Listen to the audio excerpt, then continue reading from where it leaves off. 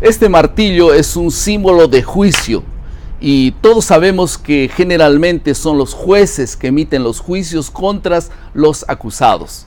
El mensaje central de la lección de esta semana es que nosotros no debemos juzgar a los otros y específicamente en algunos asuntos que no son la esencia del mensaje central del cristianismo. En el capítulo número 14 y el versículo número 2, el apóstol Pablo explica que algunos creyentes piensan que pueden comer de todo, mientras que otros argumentan lo contrario.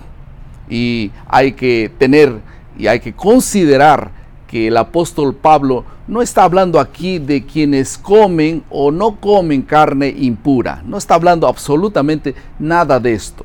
Y otro aspecto significativo es que la preocupación principal de Pablo no es la alimentación, sino la actitud de unos hacia los demás. Bienvenidos entonces al bosquejo de la lección de la escuela sabática. Estamos ya en la última lección del trimestre.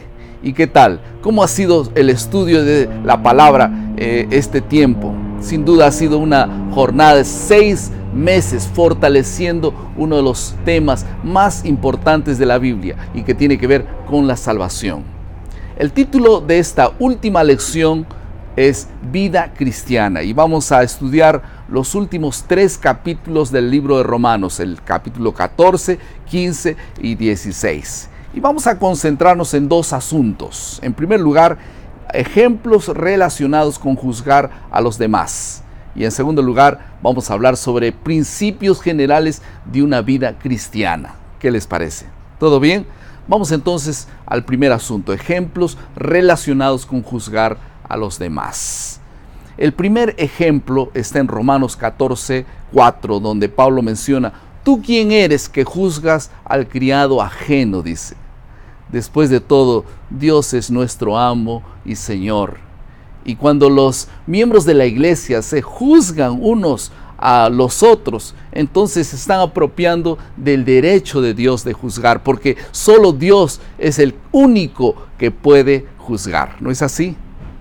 En segundo lugar, el segundo ejemplo está en el versículo 5 y aparece allí un ejemplo relacionado justamente con el acto de juzgar a los demás en asuntos de poca importancia. Y entonces ahora menciona el tema de la alimentación.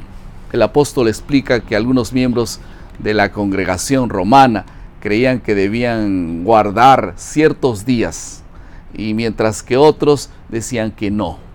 Y sin duda que Pablo se está aquí refiriendo a los días feriados, a los días sábados anuales, a los sábados ceremoniales.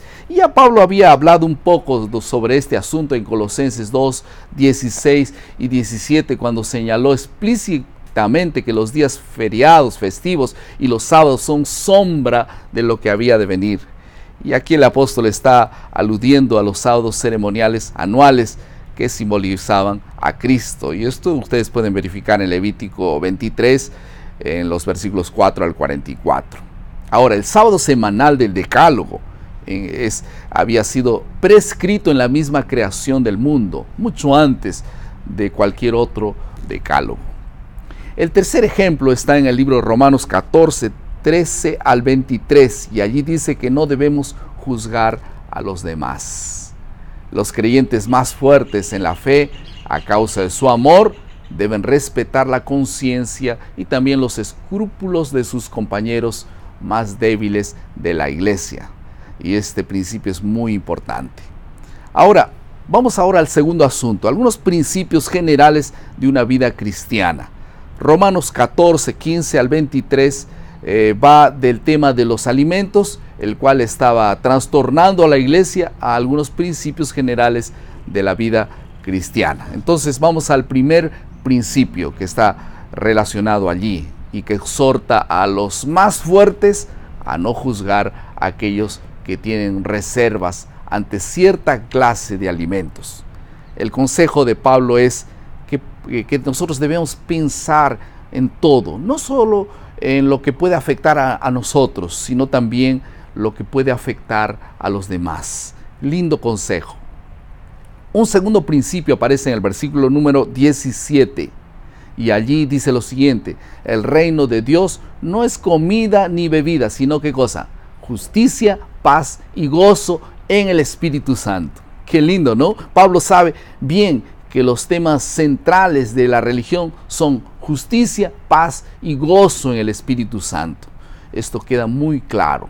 Ahora, el tercer principio está en Romanos capítulo 14, versículo 19. Allí Pablo dice que los cristianos debemos participar en la tarea de edificarnos unos a los otros y no destruirnos unos a los otros. El cuarto principio está en Romanos 13, 8 al 10, y allí define lo siguiente: los cristianos verdaderos viven según la ley del amor y no según la ley de la selva. Es por eso que el cristianismo no es una religión para vanidosos. No hay lugar para el orgullo espiritual, sino para la edificación de unos con los otros. Y finalmente en Romanos 15, 13, Pablo llega al final de la extensa exposición que comenzó en Romanos capítulo 1 y el versículo 18. Y en estos 15 capítulos, Pablo se ha esforzado por presentar con claridad lo que significa ser cristiano.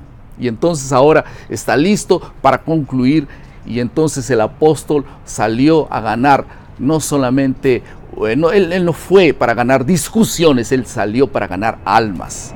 Así que concluye el discurso más influyente sobre la salvación en la historia del cristianismo con una oración.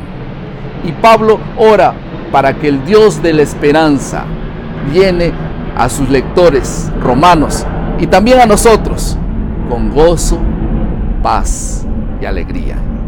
Y cuando estos confíen en el Señor, esto será realidad.